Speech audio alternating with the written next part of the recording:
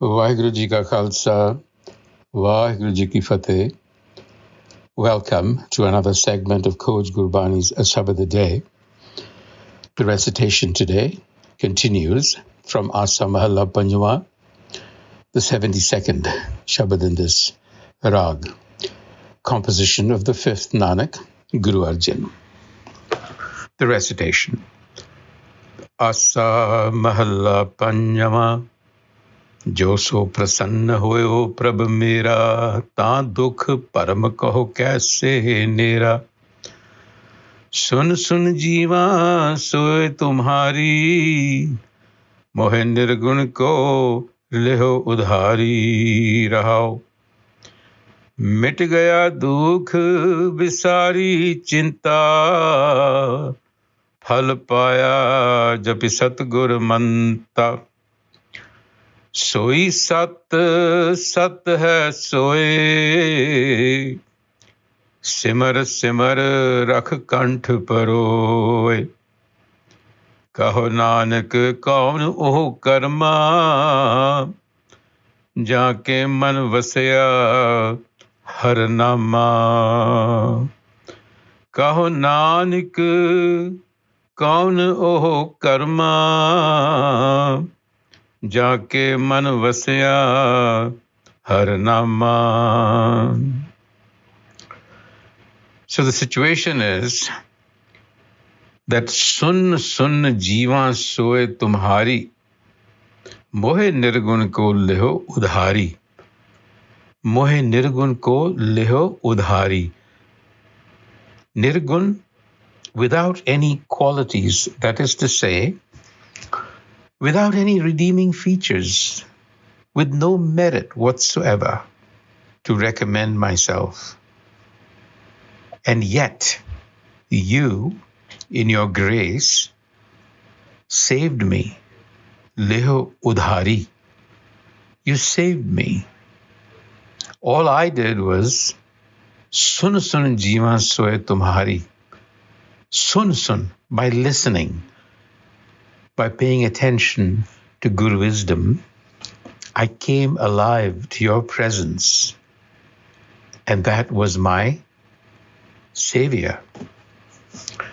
This is the central essence here, that it is through the process of attentive listening that we become mindful of the presence of the self. And then when we become aware, we find that the self is Suprasan Hoio. The Prabh self is pleased. Suprasan Hoio Prabh Mera. And when that happens, it's a state of mind, you see. Ta dukh param kaho kaise nera.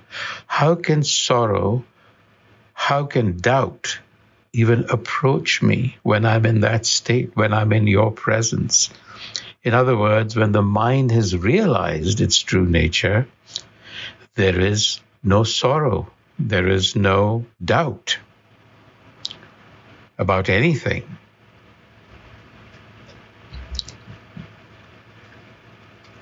Phal paya, jap satguru manta. Phal paya, that was the result, the fruit of japi satguru manta. Realizing the mantra that the Satguru gave me. And what has the Satguru given us? The mantra that they have given us is called Gurbani, the text that is embodied in the Guru Granth Sahib Ji, with which we have to engage. And that mantra will essentially bring us to fruition, Phalapaya. And what does that fruition consist of? Soi sat, sat hai soi. It's a realization. The one is the only reality, and reality is oneness. This is the realization that dawns on you, and you lose any doubt or any sense of suffering. Simar simar rakh kanth paroy. Simar simar rakh kanth paroy. We started out with sun sun, which is attentive listening. Simmer is mindfulness. Through attentive listening, you become increasingly mindful. You become increasingly aware of that oneness. And the Guru says, Rakh Kantha Paroy, I wear that oneness like I would a garland. And so Nanak says, seek that course of action. Or he asks, what is that action? Or what is that grace with which self-realization will dawn? The realization that there is only oneness.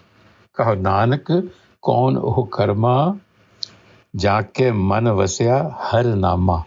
Har nama, the name, qualities. So this is continuing a theme that we noticed in the previous Shabad, where the Haume's obsessive and selective self-definition of the world, what does that do? Because you're self-referencing your ego, you are, by necessity, imposing on yourself a sort of a prison, a wall, because you only occupy that much space. So you're leaving out a lot, which becomes unconscious. You become unconscious of the self. So the real question was, how do we climb out of that prison of the ego? And the prescription that the Guru is giving us is attentive listening. Sun sun jiva soye tumhari, which leads to a recollection, a remembrance. Simar simar rakh kantha paroy. So you see, what we had lost was awareness of the self through our own heedlessness, gafalta, ego. So, but you have to remember that remembrance or recollection is not dipping into one's passive memory, our day-to-day. You're not looking to see, oh, what did I forget? But this is methodical thinking. There is a way, and that is why you have to go to the Guru. You have to tap into your transcendental memory. Vaheguru Ji Ka Khalsa, Vaheguru Ji Ki Fateh.